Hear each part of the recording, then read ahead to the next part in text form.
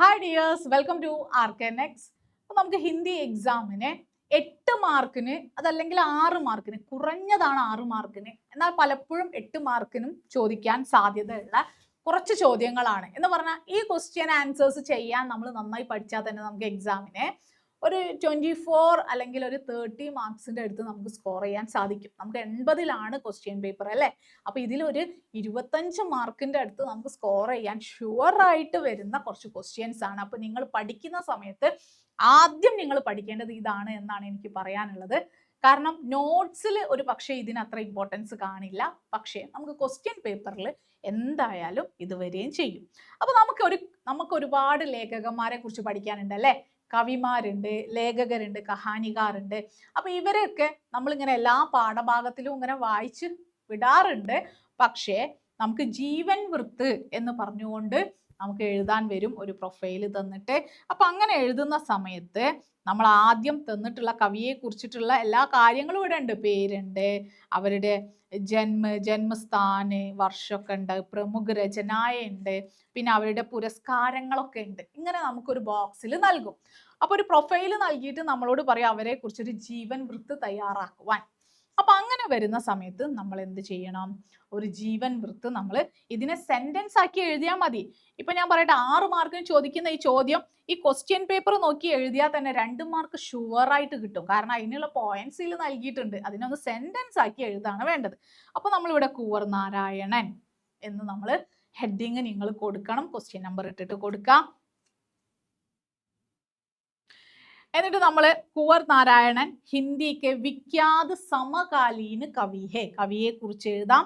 उनका जन्म 1927 में उत्तर प्रदेश के फौजाबाद में हुआ. അപ്പൊ നമ്മൾ അദ്ദേഹത്തിന്റെ പ്രൊഫൈലിൽ ഉണ്ടായിരുന്ന ആ ജനിച്ച ഇയർ നമ്മൾ കൊടുത്തു, ആ സ്ഥലവും നമ്മൾ കൊടുത്തു, അവിടെ ജനനം നടന്നു എന്ന കാര്യം ഒന്ന് സെന്റൻസ് ആക്കിയാൽ മതി. ഹിന്ദി സാഹിത്യ ജഗത് കെ നയി കവിത ആंदोलन के सशक्त हस्ताक्षर है श्री कुंवर नारायण. चक्रव्यूह अपने सामने कोई दूसरा नहीं, ആദി ഉനിക്ക് പ്രമുഖ രചനായ ഹെ. ഈ പോയിന്റ്സും നമുക്ക് എവിടെ ഉണ്ട്? ഇവിടെ ഈ പ്രൊഫൈലിലുള്ളത് തന്നെയാണ് അല്ലെ, ബോക്സിലുണ്ട്. അപ്പൊ അതൊന്ന് സെന്റൻസ് ആക്കാം. കവിത കെ അലാവ കഹാനി, കവിതയോടല്ല, കവിത മാത്രമല്ല അത് കൂടാതെ കഹാനി, സമീക്ഷ, സിനിമ ആദി ക്ഷേത്രോ മേ ബി ഉനോനെ അപ്നി പ്രതിഭ ദിക്കായി ഹെ. അപ്പൊ അദ്ദേഹം കവിതയിൽ മാത്രമല്ല കഹാനിയിലും സിനിമയിലും അല്ലെ സമീക്ഷയിലും ഒക്കെ അദ്ദേഹത്തിന്റെ പ്രതിഭ അദ്ദേഹം തെളിയിച്ചിട്ടുണ്ട്. ദേശ് കെ സർവോच्च സാഹിത്യ പുരസ്കാർ ജ്ഞാനപീഠ് സെ 2005 में वे सम्मानित हुए. അപ്പൊ 2005 അദ്ദേഹത്തിന് എന്തും അദ്ദേഹം നേടി, ഏത് പുരസ്കാരവും? ജ്ഞാനപീഠ പുരസ്കാരവും സ്വന്തമാക്കി. വളരെ സിമ്പിൾ ആയിട്ട് സ്കോർ ചെയ്യാൻ പറ്റിയ മാർക്ക് അല്ലേ. അപ്പൊ നമ്മുടെ കവികളെ കുറിച്ച് കുറച്ച് പേരെ കുറിച്ചൊക്കെ ഒന്ന് പഠിച്ചു വെച്ച് തന്നെ ഒരു പക്ഷേ നിങ്ങളുടെ ലക്കിന് നിങ്ങൾ പഠിച്ചത് തന്നെ ചോദിച്ചാൽ നിങ്ങൾക്ക് നന്നായി എഴുതാൻ പറ്റും. ഇനി അതല്ലെങ്കിലും ഇത് എന്താണ് എന്ന് മനസ്സിലാകാത്തതിന്റെ പേരിൽ ഒരു കുട്ടി പോലും ഒഴിവാക്കരുത്. ഇതൊന്നും ഇങ്ങനെ സെന്റൻസ് ആക്കി എഴുതുക, കവിയെ കുറിച്ച് എഴുതേണ്ട കാര്യമേ ഉള്ളൂ. അടുത്തതായിട്ട് നമുക്ക് നിർബന്ധമായും നിങ്ങൾ അറിഞ്ഞിരിക്കേണ്ട, ചെയ്യാൻ പഠിച്ചിരിക്കണം, എല്ലാ ക്വസ്റ്റ്യൻ പേപ്പറിലും വരുന്ന ഒരു ചോദ്യമാണ് വിജ്ഞാപൻ തയ്യാറാക്കാൻ. എന്തെങ്കിലും ഒരു പ്രൊഡക്റ്റിനെ കുറിച്ചൊരു വിജ്ഞാപൻ നിങ്ങളോട് സ്വയം തയ്യാറാക്കാൻ ചോദ്യം വരും. നയ മോഡൽ കാ സ്കൂട്ടർ ബസാർ മേ ആയാ ഹെ. അതിപ്പോ പുതിയൊരു മോഡൽ ബൈക്ക്, അതല്ലെങ്കിൽ മൊബൈൽ ആകാം, പുതിയൊരു ബുക്കിന്റെ പ്രദർശനമാകാം. ഇങ്ങനെ പല കാര്യങ്ങളും നമുക്കിവിടെ ഒരു വിജ്ഞാപൻ തയ്യാറാക്കുന്നതിൽ വരും. അപ്പൊ ഏത് വിജ്ഞാപൻ ചോദിച്ചാലും നിങ്ങൾ ചെറിയ ക്ലാസ്സുകളിൽ നമ്മൾ നോട്ടീസ് തയ്യാറാക്കുമ്പോൾ കുറച്ച് കാര്യങ്ങൾ പഠിച്ചിട്ടില്ലേ? ഡേ വേണം, ടൈം വേണം, എവിടെ വെച്ച് നടക്കുന്നു എന്നുള്ള സ്ഥാനം, ഈ കാര്യങ്ങളൊക്കെ വേണം. അതുപോലെ ചില പോയിന്റ്സ് ഉണ്ട്. ആകർഷകമായ നിറം വേണം. നിറം നമുക്ക് ഉണ്ടെങ്കിൽ കൊടുക്കാം, അതല്ലെങ്കിൽ നമ്മൾ ആകർഷകമായ ഒരു ചിത്രം വരയ്ക്കുന്നത് നല്ലതാണ്. നയാ മോഡൽ എന്ന കാര്യം അവിടെ നമ്മൾ ഈ ഇതിൽ സൂചിപ്പിക്കേണ്ട കാര്യങ്ങളാട്ടോ അത്. നമ്മൾ പറയില്ലേ ആകർഷകമായ നിറങ്ങളിൽ പുതിയ മോഡലിലുള്ള ബൈക്ക് എന്നൊക്കെ, അങ്ങനെ പറയേണ്ട കുറച്ച് നിങ്ങൾക്ക് ഇതിൽ എഴുതാൻ, ഏതിനും എഴുതാൻ പറ്റുന്ന ഒരു വിധപ്പെട്ട കാര്യങ്ങൾക്കൊക്കെ ഏതൊരു പരസ്യത്തിനും കൊടുക്കാൻ പറ്റുന്ന കുറച്ച് കാര്യങ്ങൾ ഉപയോഗിക്കാൻ പറ്റിയ വേർഡ്സ് ആണ് ഞാൻ ഇവിടെ നൽകിയിരിക്കുന്നത്. കം ദാം, നമ്മൾ പറയും കുറഞ്ഞ വിലയിൽ അല്ലെ. മൈലേജ് ജ്യാദ, ഇങ്ങനെ ഓരോന്നിനും ഓരോ അഡ്വാൻറ്റേജ് ഉണ്ടാവും. അപ്പൊ അത് വേണം നമ്മൾ അവിടെ ഫോക്കസ് ചെയ്ത് എഴുതാൻ. അപ്പൊ ഇവിടെ സ്കൂട്ടർ ആയതുകൊണ്ട് നമുക്ക് എന്ത് പറയാം, നൈ സ്കൂട്ടർ നൈ ശുരുവാത്ത്. നമുക്കൊരു പരസ്യം പോലെ അല്ലെ, നൈ സ്കൂട്ടർ, പുതിയൊരു സ്കൂട്ടർ, പുതിയൊരു തുടക്കം. അപ്പൊ നമ്മൾ അവിടെ വെറും 75,000 രൂപ എന്നുള്ള കാര്യം അവിടെ ഹൈലൈറ്റ് ചെയ്ത് കാണിച്ചു. അപ്പൊ നിങ്ങളോട് ഇനി ഏത് പ്രൊഡക്റ്റ് ചോദിച്ചാലും നിങ്ങൾക്ക് ആ ഒരു പ്രൈസ് അവിടെ കാണിക്കണം കേട്ടോ. ഓരോന്നിന്റെ ഈ സാധനത്തിന്റെ വിലയ്ക്ക് അനുസരിച്ച് വേണം കാണിക്കാൻ. ഒരു പക്ഷെ ഹെയർ ഓയിൽ ആണ് പറയുന്നതെന്നുണ്ടെങ്കിൽ നിങ്ങൾക്ക് അവിടെ ഒരു 75 റുപ്പീസ് അല്ലെങ്കിൽ 250 ഇതൊക്കെ കൊടുക്കാം. അപ്പൊ ഇവിടെ ആദ്യത്തെ 100 കസ്റ്റമേഴ്സിനെ അല്ലെ, പ്രഥമ 100 ബുക്കിംഗ് കെ ലിയേ 1 സാൽ കാ ഇൻഷുറൻസ് മുഫ്ത്. അപ്പോൾ ഒരു വർഷത്തെ ഇൻഷുറൻസ് തുക എന്താണ് ഇവിടെ ഫ്രീ ആണ്. ആകർഷക് രംഗ് may come Dham ജ്യാദാ mileage Sampark കരെ. അപ്പൊ ഇതിൽ നമ്മൾ സാധാരണ നോട്ടീസിൽ സബ്കാ സ്വാഗത് എന്നാണ് പറയുന്നതെന്നുണ്ടെങ്കിൽ സമ്പർക്ക് കരെ, കോണ്ടാക്ട് ചെയ്യൂ എന്ന് പറഞ്ഞിട്ട് നമ്മൾ ഈ കോണ്ടാക്ട് നമ്പർ ആണ് ഇവിടെ കൊടുക്കുന്നത്. അപ്പൊ അവിടെ ഒരു എന്തെങ്കിലും ഒരു ഫേക്ക് നമ്പർ കൊടുക്കാം, എന്നിട്ട് നിങ്ങൾക്ക് ഈ പരസ്യമൊക്കെ നൽകാം. ഓക്കെ, നമ്മൾ 2 ചോദ്യം വളരെ ഈസി ആയിരുന്നു അല്ലെ. ഇനി മൂന്നാമത്തെ ചോദ്യം ഉണ്ട്, അത് അതിനേക്കാൾ ഈസിയാണ്, പഠിക്കാതെ തന്നെ നമുക്ക് എഴുതാൻ പറ്റും.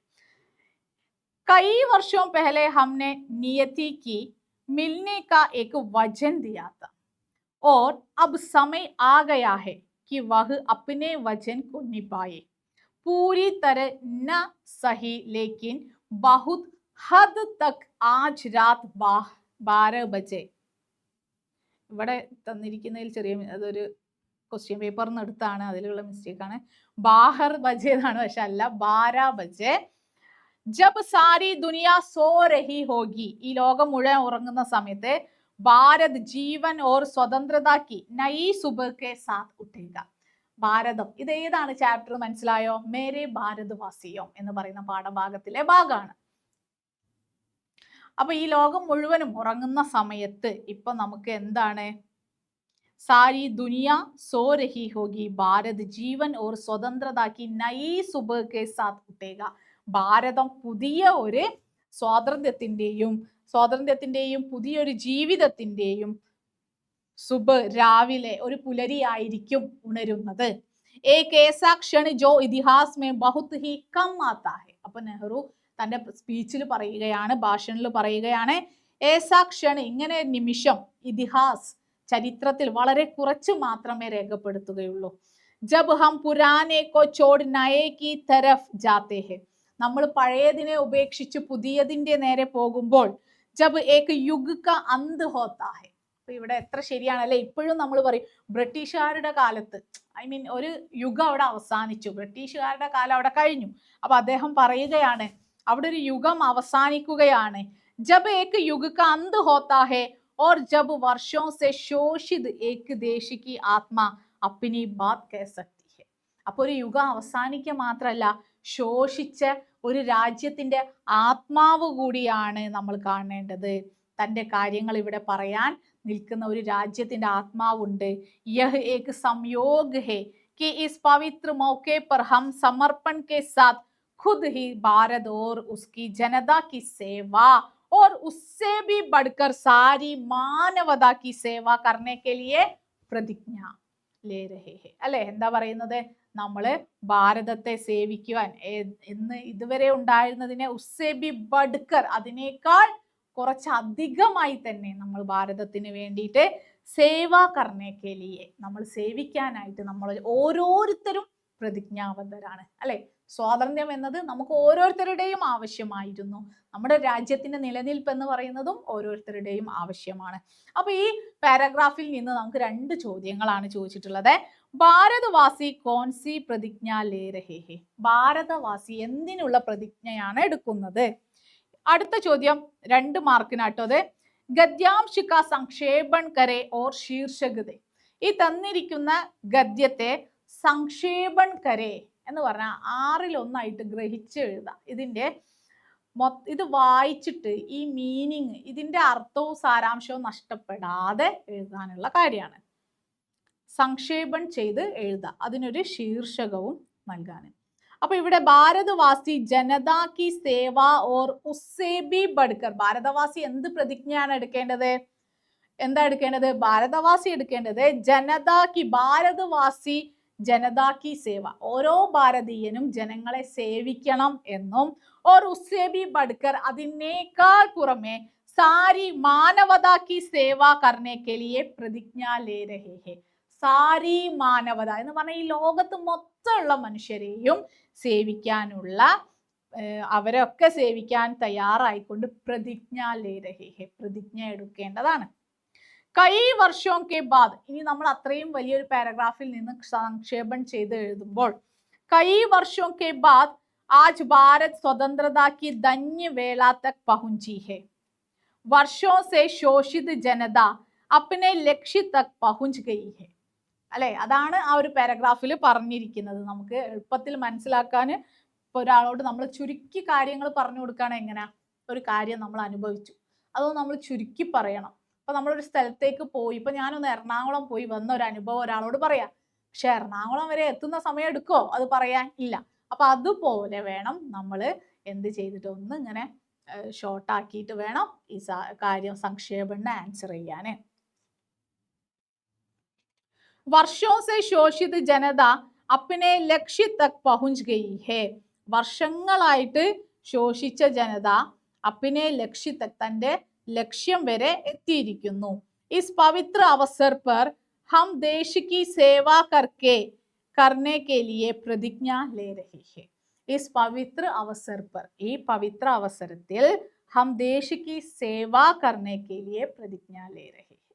അപ്പൊ ഇത്രയും കാര്യങ്ങൾ ഇതിൽ കൊടുത്തു കഴിഞ്ഞാൽ എന്ന് പറഞ്ഞാൽ കൂടുതൽ എഴുതാതെ 6 മാർക്ക് നേടാവുന്ന ഒരു ആൻസർ ആണ്. ബാക്കി ക്വസ്റ്റ്യൻ ആൻസേഴ്സ് ഒക്കെ നിങ്ങൾ ചിലപ്പോൾ എഴുതി കുറച്ച് സമയം എടുക്കും അല്ലെ, സാരാംശം ഇതിൻ്റെ ഒക്കെ കവിതയുടെ ആശയം എഴുതാന്, പിന്നെ അത് കൂടാതെ ഡയറി, പത്ര, ടിപ്പണി, ഇങ്ങനെയുള്ള ക്വസ്റ്റ്യൻസ് ഒക്കെ നമുക്ക് സമയം എടുക്കും. പക്ഷെ ഇതാകുമ്പോൾ നന്നായി വായിച്ചു മനസ്സിലാക്കണം. ഈ ക്വസ്റ്റ്യൻ ആൻസർ സംക്ഷേപണ ആൻസർ ചെയ്യുമ്പോൾ ഏറ്റവും കൂടുതൽ നിങ്ങൾ സമയം എടുക്കേണ്ടത് ഇത് വായനയിലാണ്. എന്തൊക്കെ പോയിന്റ്സ് ഇവിടെ നിർത്തണം, ഇതിൽ തന്നെയുള്ള പോയിന്റ്സിനെ കട്ട് ചെയ്യല്ല, നമ്മൾ വായിച്ച് മനസ്സിലാക്കിയിട്ട് നമ്മൾ അതിനെ ഒന്ന് സംക്ഷേപിച്ച് എഴുതാന്നുള്ളതാണ് ശരിയായിട്ട് ചെയ്യേണ്ടത്. അടുത്തതായിട്ട് നമുക്ക് 8 മാർക്കിന് ചോദിക്കുന്നതാണ് എന്താണ്, പാരിഭാഷിക് ശബ്ദം അല്ലെ. നോക്കൂ, affidavit, biodiversity, certificate, discount, geography, odd number, bacteria, radiation.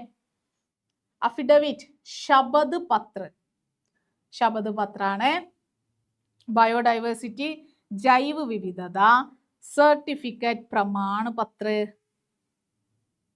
Geography ഭൂഗോൾ, geography എന്താണ്, ഭൂഗോളാണ്. ഓഡ് നമ്പർ വിഷമ സംഖ്യ, ബാക്ടീരിയ ജീവാണു, റേഡിയേഷൻ. ഇതിൽ ഡിസ്കൗണ്ട് ഉണ്ട്, ഡിസ്കൗണ്ട് എന്താണ്, ബട്ട.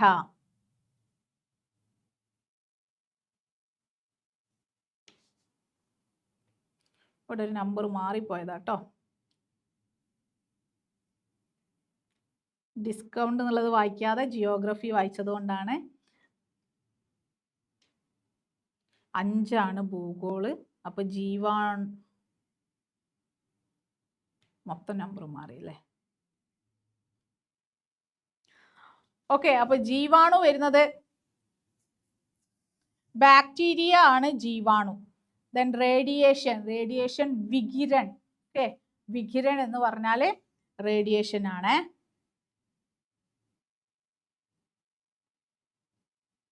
അപ്പൊ ഇങ്ങനെ നമുക്ക് 8 മാർക്കിനാണ് പാരിഭാഷിക് ശബ്ദം ചോദിക്കുക. നമ്മുടെ ടെക്സ്റ്റ് ബുക്കിലുള്ള വേർഡ്സ് തന്നെ വരുള്ളൂ.